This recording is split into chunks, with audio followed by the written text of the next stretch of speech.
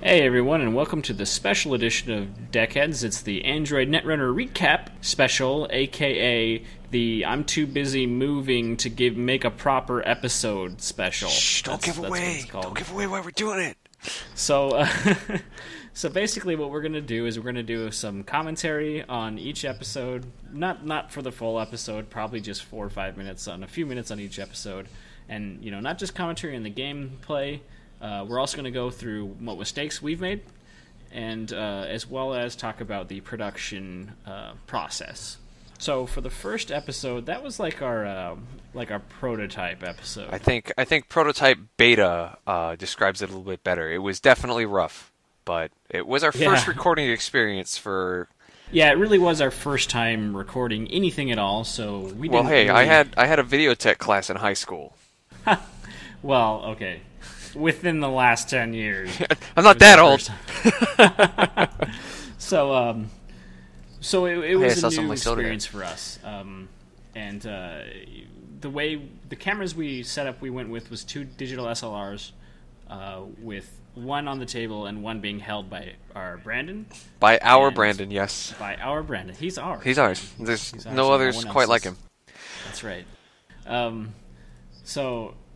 And as you can see, the editing was really funky because Brandon was moving back and forth, and he would have to shift the camera because his hands got tired and other, things like that. So it was a really rough, but despite that, it was a lot of fun still to make it, and I think it turned out in terms of quality, like the way it looks and the music and everything, it turned out pretty well. Oh yeah, those DSLRs are always beautiful looking. The problem is that we definitely didn't have enough equipment at the time of the recording to really take full advantage, and obviously it was our first time shooting it.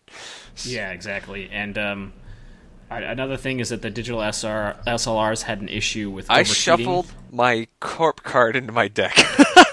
Yes, I think we both did on this one.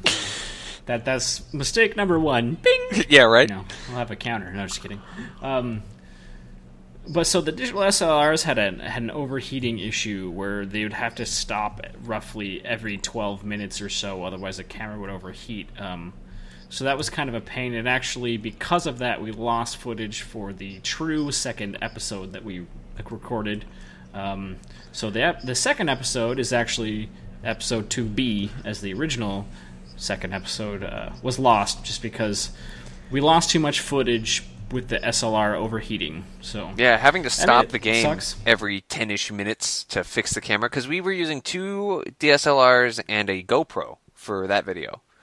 Right. And we had the DSLR on the table and then 2 GoPros on each face. 1 GoPro on each face. Right? No, that was when I rented the one from school, so we had one on each of our faces. Oh, you're right, and then the GoPro was on the table. Yeah, that was before Brandon picked up the 2 extra GoPros, and then we went pro. Yeah, exactly. We go to pro. We go pro. We went pro officially. What episode? The official episode 2, right? No, it was episodes 3 and 4. No, it was episode. No, you're right. It was episode 2. Was when we go to pro. Yep. And then 2, 3, 4, 5 all had the same camera setup, which ended up working out so well that we're using it on the next series too, so it works out. Yeah, no, and something else that's weird about our introductory video is this is the only time I'm featured on the right side. Yep. In the future, we switch sides, and although you are technically on the left in the face cam, in Brandon's face cam, yeah, you're not really on the left side of the screen, but you are, on the left. If you get what I'm saying. Yeah. That pretty much sums it up for the production side of things. The mistakes we made, one is we completely skipped the draw phase for the corporation, which was kind of an important thing. Yeah. Yeah, we didn't do a guaranteed draw for the corporation, which that messes things up pretty badly. Well, I don't win this game, so... Yeah, but I'm gonna say. To be fair, when we had the same matchup with custom decks in our 5th game, I still didn't win, despite drawing. Yeah, but it was a much closer game, if I recall correctly. Yeah, I almost killed you. Yeah, I kind of just ran your hand a lot in this one, which is I guess that's kind of what happened in the last one as well. Yeah, that's pretty much all that happened to me when I was a corp, Tim, is my hand got run and I never watched it. I think this was actually the worst mistake I made the entire time, was I didn't put any ice on my hand. Yeah. Ever. Yeah, at least you had ice on your hand in the 5th game. It didn't work out so well. Mm-hmm. Another thing is you weren't paying the additional installation fee for servers that have multiple ice on the same server. So that was something in your favor, but obviously not getting the free card draw is kind of... Well, it's a good thing and a bad thing for the corp, because it forces the corp to cycle, and as we know, if the corp runs out of cards in their deck, they lose. So, it's got its upsides and downsides. Yeah. Obviously, I don't think decking out was ever an issue for either of us, though. Oh, no. We never... No. We're much too aggressive runners for that to happen. That's very true. Which is a common mistake for newbies in this game, is the runners, they're too timid. They don't know when to run, so they don't run as often as they need to. But we never had that problem. I mean, I'm honest to God, I'm gonna bring it all back to my Yu-Gi-Oh days, and we realized that if you just don't run, if you're afraid of their traps, you're guaranteed to lose. So you always go for it. Yep. There's me not paying a credit right there. Yep. All right. Well, we'll just go ahead and move on to episode 2. Okay. All right. So now in episode 2 here, I get to play as a runner and win this time. You can definitely tell we learned our lessons from the first video and our failed recording, because this one has a pretty easy to look at setup, and then this is also the first edition of the what do you call this? Overlay? The overlay? Yeah. Yeah, in fact, this one I made. You can tell because it's way crappier than the overlays than we have in the future. But this overlay was 100% made from scratch by yours truly. So yes, and I've had nothing to do with that throughout the entire series, so I never get any credit for that. Oh yeah, that's right. We did the random flip for this one. That was a fun way to choose who we were. Yeah, that was pretty neat, because we weren't doing any deck building at that point. Yeah. So we were just running with the base decks. It was pretty fun, except when I got Wayland. You got Wayland, and then you got waylaid. And I mean, the Wayland does actually have a pretty good beginner deck, because it has Scorched Earth, which I love Scorched Earth. A card that we both enjoy, I believe. Oh yeah. I never got a chance to use it. I didn't really run any decks that had Scorched Earth. I didn't run any high trap decks. It's funny because, we each have our own styles when we play runners or corps. And I think you're more of an aggressive runner. I'm more hesitant because of traps. Mm-hmm. And the thing is I love to play traps in my decks, but you always read me too quick. Exactly, and it's funny because you're always you're such an aggressive runner, but I don't build trap heavy decks. So it's like we don't build, you know what I mean? we clearly aren't tailoring our decks against each other well enough. Exactly, we know the other guy's strength. We're like, instead of I'm going to make this deck because it's good against Frank, it's like, I'm going to make this deck because I think it would be interesting to play, you know what I mean? Exactly. But, I think that also makes for interesting matchups, because I don't think too many of our games were total shutouts. Yeah, no, not really. I think episode 3, when I played Noise, I think it wasn't too close, but other than that, I think pretty much the games were really close. Yeah. Good games. No, exactly. I mean, and I think Netrunner sets itself up that way quite well. Despite, it's one of the most amazing things about the game to me is that you are two very different sides. I mean, it's not chess where you're both playing the same pieces, right? Sure. I mean, it's both sides play entirely differently, and it's totally possible for both to win, even though in every single one of our displayed videos, the runner wins. That lost footage was from a corp victory for you. What corp were you? The one and only recorded corp victory. I was Hazabioroid, and course. I bust out the biotic labor. That's right. Yeah. Oh, and that's why I feared that card every time you drop it. Yeah, and then in episode 4, when I played Haas, I didn't even run biotic labor in my deck because I knew that you'd be expecting it, so I was like, I'm not even going to run it. The thing is, I mean, honestly, I don't think you lose anything by doing that because I have no counter. It's true. It's true. Other than just trying to keep you down. And the thing is, you need a lot of money to use that card, because what you do is you throw down an agenda, a 3 advancement agenda, and then you play Biotic Labor and then advance it 3 times, and that lets you score a 3 advancement agenda on 1 turn. But it costs 4 to play Biotic Labor and then 3 for the 3 advancements, so you need a minimum of 7 credits to actually do that. That's true. So the way you counter it is you do whatever you can to keep my money down. And I love doing that. Yeah. you do it pretty effectively, I must admit. One of the reasons I love the criminals is that I can just money and then do whatever I want for like 2 turns, and then that's also why I love the stim hack, because it's just like, all right, here's a bunch of money, go have some fun. Yeah, stim hack's a dangerous card. Stim hack's a game ender, man. You hedge your bets. It's a closer. You hedge your bets on it. Yep. And I think it's turned out well for both of us. I think was it game 4? I think you won with stim hack. Mm-hmm. It was your, and I was good. Oh yeah, that's right. It was game 4. Well, I guess we can talk to it when we get to game 4. But I think you also used stim hack to some good effect in like one of our unrecorded skirmishes. Yeah, I'm pretty sure. I know I've used it before. Yeah, so. It's a fun card. Gotta love those anarchists. Anarchs. So to get to the rules that we messed up in this one thing is that we didn't read the cards correctly on some of the icebreakers in terms of boosting them, because some of them boost for the turn, some boost for the piece of ice you're encountering. Right. In this case, we always boosted. Whenever you boosted, it lasted the whole turn, and it made Crypsis very powerful. And the thing is that despite that, Crypsis has maintained his place as really an essential icebreaker. Yeah, like, it's just because he's too versatile. Even though you got to pay a little bit more to use him, he comes quite in handy. Oh yes, you can't live without Crypsis. Decoy. Oh man, I forgot that card. I definitely didn't use that in future decks. No, I don't think you did. I don't recall you using it. Yeah. Wait, no, did you? Did you not use it? No, I guess you didn't. I'm thinking of something. You're thinking of the Carapace armor. In episode or in game 4, you were playing Andromeda, and you had some card that was.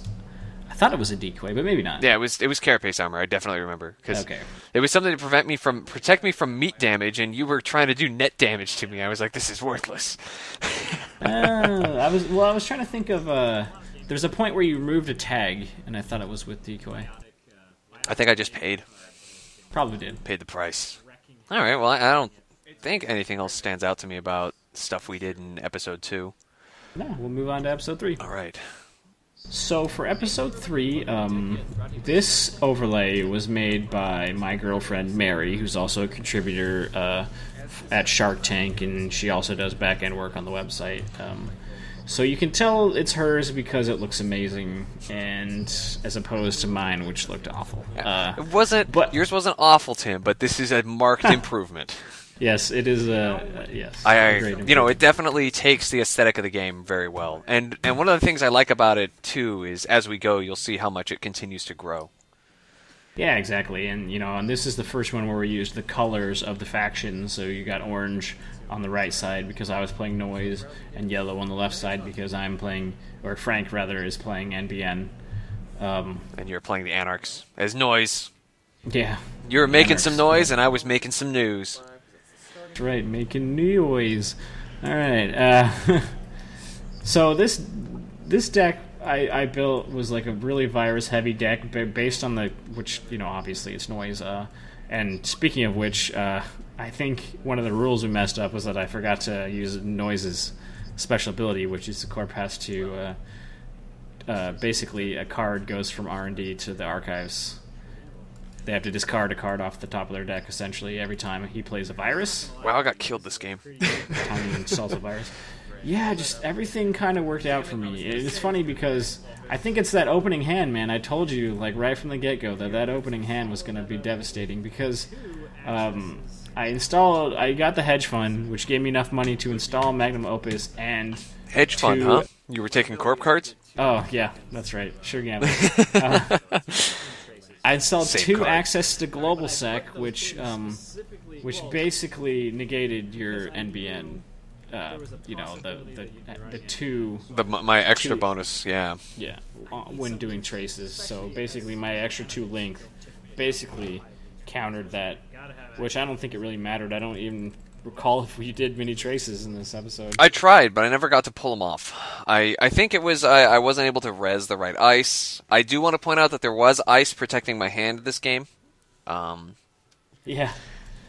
Yeah, I think this is one where I got into R&D and used medium, which lets you draw each successful run on R&D. You put a virus counter on it, and that increases the number of cards you get on any subsequent successful runs on R&D. One thing I messed up is that basically every virus counter I had on medium, I drew an extra card when it's supposed to be every virus counter after the first.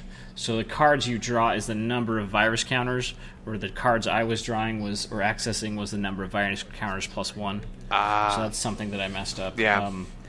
But the funny thing about this deck is because I based it around this card Purge, or not Purge, but Surge. Surge. Very different things. Yes, 2 very different things. What you do with Surge is whenever a card gets, or if a virus gets a virus counter on it that turn, you can play Surge and add 2 more. And I wanted to Surge either medium or what's it called, pheromones, which is basically does the same thing medium does, but on runs to the HQ instead. Mm-hmm. So basically, I wanted to get one of those 2 going, and then Surge it. You know what I mean? Boost it with get extra virus counters, and I never drew Surge. But it worked out. Anyway. No, I'm telling you, man, you can see me set up a trap here that you don't go for again. And I know later on I end up using 2 unique cards, and also this was the one where you asked me if it was an upgrade, and I said yeah. Yeah, that's right. And apparently I didn't need to say that. Yeah, we didn't realize that you didn't have to differentiate between a agenda or asset versus an upgrade when you're installing on a remote server. We didn't realize that, so that was a mistake we made there. Another mistake was that we forgot about the existence of unique cards, and Bernice Mai is an upgrade for NBN. She's a unique, and Frank actually had 2 Bernices rezzed at the same time. Which didn't help me, but breaking the law. Yeah. I'm telling you, man, just the fact that I was able to get Magnum Opus on turn 1, and then I got a Cyber Feeder right there, and it wasn't shortly after I got another Cyber Feeder, which those Cyber Feeders are fantastic. No, one thing... Jin is amazing. Hosts other non-virus or non-icebreaker virus programs, and then allows you to you basically spend a credit and your click to go through your deck and get a virus program, put it in your hand. So yeah, okay. Jin's pretty good. Yeah, no, I mean, one of the things that the mistakes I made here that I feel like I accounted for, because both decks kind of had the same idea with the Jin Techie and the NBN. Both of them was intended to win by killing you. Right. And this one, I didn't have only low point value agendas in there. Mm-hmm. The Jinteki deck in Game 5 was all 1 and 2 point agendas, except I think 1 3-point agenda just because I had to have it. And then, of course, I managed to steal it. Naturally. But there is, I think the highlight of this entire game is absolutely when I use Scorched Earth on you. Yeah, that was the point where I suddenly was no longer comfortable. Because after that amazing starting hand, I was just so comfortable. I knew you had a trap there. At this point, you can see that trap there, and I knew it was a Ghost Branch, I believe. Yep. And I knew that was a trap. Because I would have finished it after like a turn or two. Exactly. Once again, I was just too quick to set up my traps.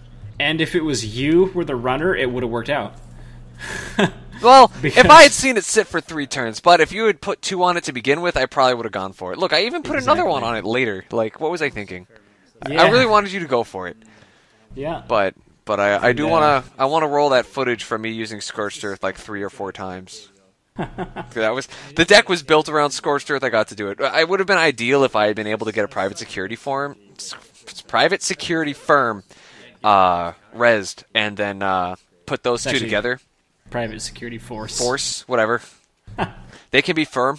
I always am. Yeah, it's a firm force. Yeah, you always are firm when you're playing. Yep. Netrunner. Yep. Every time. All right. That's a boner joke. Talk about jacking in. All right, so oh god, game 4. Yeah, let's move on. All right, so game 4, I go back to playing my friends, the Criminals, and this time I was trying Andromeda. This is when we really got into the expansion packs. Yeah, well, we did on the second or third game as well, but the difference between the third and the fourth is the third game we had like 2 data packs. Whereas the fourth game we had like 6 data packs. No, well the thing is our deck building in this I remember us sitting there forever planning out our decks. Like we really put some work into Hospiroid and the Criminals here. Yeah, we had a lot of different cards to choose from, and I built this Hospiroid deck trying to be cute, but I completely botched because I misunderstood the alternate identities, the way its ability worked. Well, to be fair, we both did. Because I remember in our skirmish match, I totally understood it as all ice has +1 strength. Right, yeah. Well, I think it's because I told you that's what it was. So I misunderstood it and then told you this is what happens, and then when you actually read it for yourself, you're like, oh wait, that's not it. And of course, it was like while we were recording that we figured it out. I know, always. It puts you in such an awkward situation because honestly, if that was a practice match. If that was a practice match, I would have just quit and rebuilt my deck. Yeah, you know what I mean. But at that point, we had to see it through. But it was it still ended up being a good match, and it did end up being a good match because I got fortunate enough that. I love that you have the what do you call that, annotation coming right from your window. Yeah, so it looks like I'm talking. Yeah. Oh, and this was also the first time where we had cards in hand. Yeah, exactly. This one we did well. We actually showed all our cards to the camera, so I was able to do cards in hand, which it added a little time to the editing, but not. I mean, it was totally worth it because it gives you such a unique perspective. I haven't seen any other videos out there that do that, and yeah, it's something that I'd wanted to do. Counting up to 9 cards. Oh boy, Andromeda is so fun. Yeah, she has a sick, nasty ability there. Especially with 2 sheer gambles in the first hand. Yeah, 2 sheer gambles and a bank job. And then you're just like, oh, whatever, I'll use infiltration even though I don't even need to. But yeah, the interesting thing about that though is because we did the cards in hand, right? And Andromeda gets 9 cards. So I had to make the card boxes bigger just to fit her starting hand. So that was interesting. You'll notice in the next game, the card in hands box is significantly smaller. Well, luckily I had 2 of one card in my hand to begin with, so that was nice. Yeah, exactly. It would have been even bigger had you not had 2 sure gambles. But I mean, when you have 9 cards, it's pretty good odds that you'll have a double. Yeah. Well, I mean, depending on how you build your deck. And what else was true, yeah. Something I got lucky with here is I didn't count my deck after I built it. Oh yeah, and then that's right. After the game, I counted it out. It was exactly 45. I almost played in a legal deck. Almost. Yeah, that was pretty funny. I remember. I was like, wait a minute. What if it's too big? Because I totally forgot. Because there's no upper limit on the deck size, but anybody who's played a deck builder knows that the smaller it is, the higher the chance you have of getting the cards you want. Yeah, exactly. It's consistency is key. So the more trimmed your deck is, the more consistent it'll be. Exactly. And that'll apply to any CCG, TCG, LCG, whatever you play. I mean, it's all about that consistency. Yep. Look at all that money. Yeah, I think you got 20 credits at one point in this game. Yeah, we're coming up to the part where I miscount. Yeah, you actually cheated. I grabbed myself an extra credit. It's funny because you were counting out the 8 credits for bank job. Right here, and yep. You were like 1, 2, 3, 4, 5, and you just kind of like you hesitated when you were counting out the. Was it this? Maybe it was the second bank job. Maybe. Yeah, I think it was the second bank job actually, because I think you got all 3 bank jobs throughout the game. I was rolling it, man. Yeah, couldn't be stopped. Yeah, it's true. Yeah, so.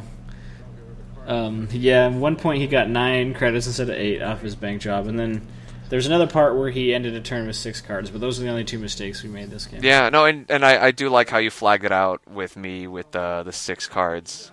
Definitely worth showing that with the what the Frank. Yeah, exactly. Good use of that extra space for just taking advantage of the Andromeda size of hand. Yeah. See, I figured it out. Yep. No, you were planning ahead for me to screw that up. No, but and also, yeah, I mean, it's just you can really see the overlay came together here. I love the actual credit symbol for our credit counts. Yeah, that was Mary wouldn't do it any other way. She was like, if you're gonna have credits on there, I have to do it this way. And I was like, all right, well, we'll find a way to make it work. And then we did. So yeah. No, it definitely came together. It was a good match. I do really love the criminals. Like I've played all 3 factions. Obviously, not all of it was recorded, but the criminals just mesh with my style so well because I like having that opportunity to pay for what I want to do. Yeah, I had a problem this game because I had just got a ton of agendas really early, and then I had all my money cards. You see that the Predator Wreck kind of going in a little circle. Yeah, that was a bug, and I was like, I don't have time to fix it. I got to get this episode out, I noticed it too late, and I was like, oh no. I think there's one other card in this same match that does the same thing. I don't even know how it happened. It's just like computer magic. It's a weird, yeah, exactly. But yeah, this card, I had all my money cards out there before I had ice, so you pretty much trashed them all because you had all the money in the world. You didn't have a problem trashing. No. All my pad game campaigns and Adonis campaigns, and I never actually drew an Eve campaign, I don't think. But yeah, I was very much a campaigner. But despite that, it was a really close game. In fact, there were 2 different situations that I would have scored an agenda and won had you not stolen it. And at the end there, it was using a stim hack. I was like, I've got this game. There's no way he has enough credits to run the server. I'll score this agenda next turn. I won this game. And then you were like, stim hack. Yep. And if you note, I had that stim hack for a long ass time. Like it was on reserve for the moment I needed it most. Right, from your first hand, Yep. That's I put it in that deck for that purpose. I think it was the only stim hack in there too. Mm-hmm. I think it was. In fact, if I remember correctly. Yeah, interesting. But yeah, stim hack's a fantastic closer. Yeah. It really is. Yeah, so definitely a fun game. Very close. It came down to that last agenda, and that's always what makes a fun game. Yeah. All right, cool. So let's move on to number 5. So for Game 5, it was a rematch of the first episode, which wasn't actually intended. No, it just kind of worked out that way. Yeah, I tried to play it off as if it had been intended, but you spoiled it by saying it wasn't intended, so I was like, whatever. Because I didn't even realize it. I was like, whoa, really? Yeah, and then this one, we were just like, it was late, and we didn't really want to spend the time to practice. We threw a deck together, basically, and normally we would do a practice match or 2 with our decks before doing an episode with it, just to make sure that decks were tight, but not this time. We hadn't tested these decks at all, but that made it fun, I think, because it was just kind of like, well, we'll see how things go. No, and again, you can check those deck lists on the website. We've got the whole thing listed there. Yeah. So, definitely a lot of fun there. Yeah, this was a good match. It turned out to be, again, because of our styles, you threw out all these traps and I didn't fall for any of them. Nope, because you're afraid of all of them. Yeah, exactly. Oh, there was that one time where I put down a Zaibatsu loyalty as though it was an upgrade, not realizing that it was actually a... I say that because it was in my first hand. I threw that down as though it was an upgrade, not a resource. And luckily I noticed and just trashed it. But, yeah. Yeah, you trashed it before it actually came into play. And it's funny because Sunset, you there's a point again when you ended your turn with 6 cards, but this time you noticed it before your next turn, and you were like, oh shoot, I have too many, and you just like kind of discreetly discarded a card, and it was Sunset that got discarded. So that popped out in my mind. But this episode was a giant pain to edit because we were awful at throwing our cards at the camera. We completely screwed it up. But then there's a part where we paused the match.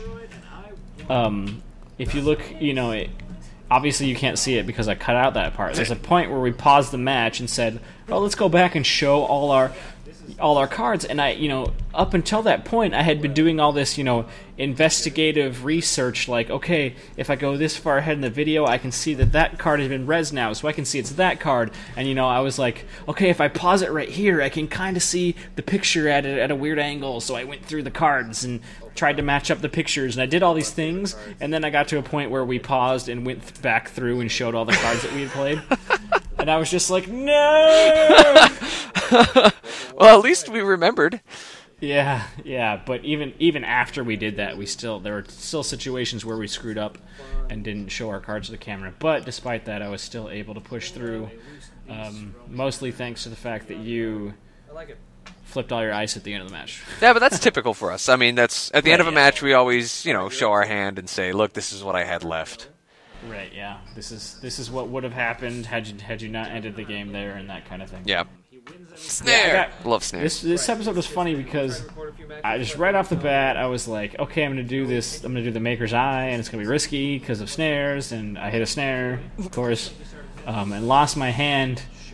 And I think that was some of the only net damage I got to get you with, despite having tons of it lined up everywhere. I even picked out ice just to cause it. Yeah, in fact, my net shield helped me out a lot there. I know. With that. But yeah, it's funny because I got really lucky because one of my diesels got discarded by snare. But I managed to get a diesel immediately after that and play it, which got my hand right back up. After my hand getting annihilated, I was able to get it right back up thanks to the diesel. Yeah. So it's tricky having to show the cards in order. I mean, obviously I understand why it has to be that way in case you hit a snare before you hit an agenda. Yeah.